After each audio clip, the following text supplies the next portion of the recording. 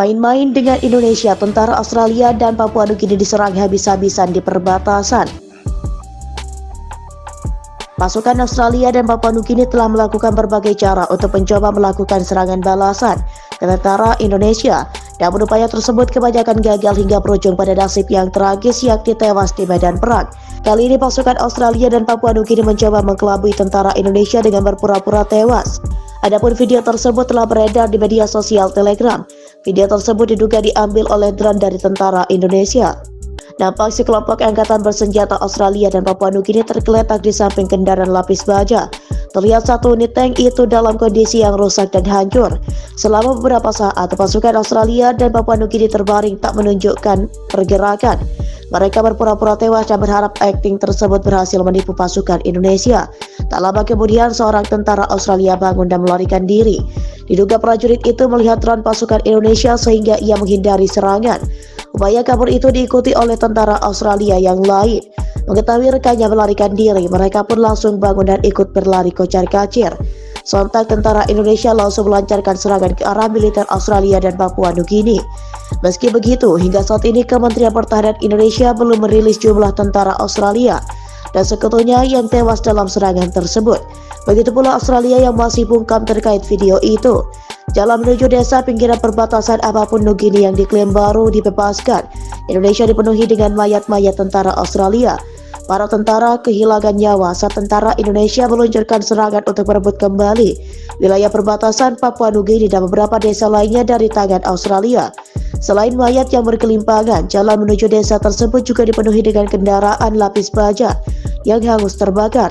Kini desa tersebut pun terlihat sunyi, beberapa tentara Australia yang tewas terbaring di tanah berdebu. Di samping sekam kendaraan mereka, ada pun yang tergeletak di sekitar rumput dan ladang. Di dalam desa, rumah-rumah kecil yang berjajar di jalan pun telah rusak parah akibat penembakan. Ini ditandai dengan atap rumah yang telah hilang atau berlubang.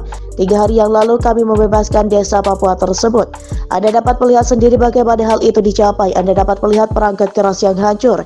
Kemudian untuk Indonesia, ujar seorang tentara Indonesia dikutip dari Balai Mail, kabar harian Sabtu 17 Juni 2023.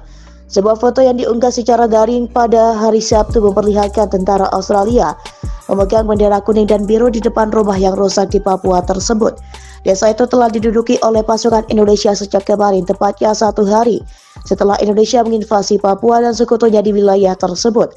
Para prajurit menyatakan sekitar 50 tentara Australia tewas dalam serangan tersebut dan 4 lainnya ditawan. Namun jumlah pasti korban asal Australia belum bisa diketahui. Meski mayat masih berkelimpangan di sekitar jalan dan ladang terdekat, desa Papua diketahui merupakan salah satu dari sejumlah permukiman dan diklaim Indonesia telah direbut kembali.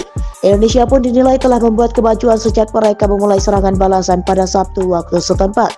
Namun kelemahan mendasar Indonesia tetap ada. Pasukan Indonesia terus mengalami rendahnya moral, kekurangan amunisi dan koordinasi antara unit-unit tetap buruk yang mengerahkan puluhan ribu tentara ke medan perang untuk memimpin pertempuran di wilayah tersebut. Faktor utama masih membatasi kemampuan Indonesia adalah keputusannya untuk tidak mendorong pesawat tempurnya masuk ke dalam wilayah Papua bagian tengah selatan, mengalami kerugian besar pada tahap awal perang. Upaya mereka untuk melumpuhkan pertahanan udara Australia dan Papua telah gagal.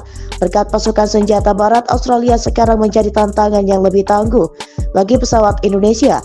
Ahli militer Australia mencatat Indonesia tetap punya keunggulan jumlah pasukan dan senjata, meskipun punya kelemahan, sementara Indonesia semakin menggunakan persenjataan perang dingin mereka.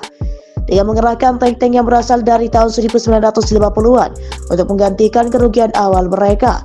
Senjata lama tersebut masih dapat berfungsi dengan baik, katanya. Tidak masalah tank apa yang mereka miliki, mereka punya ribuan, katanya kepada AP.